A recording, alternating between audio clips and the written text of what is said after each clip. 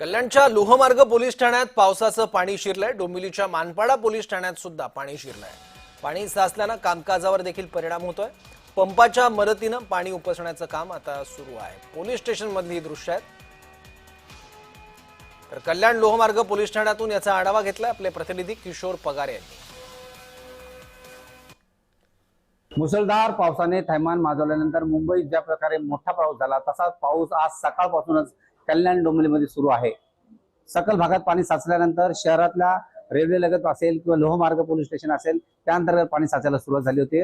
मी आता आहे Manpada police station जे डोंबिवलीचं आहे, तिथे पाणी साचलेलं आहे। आपण पाहू शकता की कशा प्रकारे हे पाणी जे आहे ते जमा झालेलं आहे।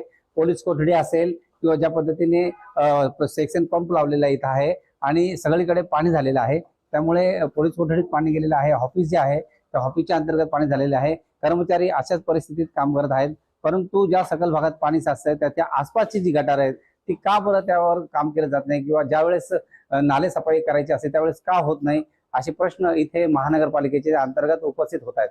त्यामुळे हे जे पाणी साचलेले आहे हे आपण पाहू शकता की मोठ्या प्रमाणात इथे पावसामुळे नुकसान झालेलं आहे। व्हिडिओ जर्नलिस्ट प्रदीप साहू, मी किशोर पगारे, जय महाराष्ट्र न्यूज, डोंबिवली।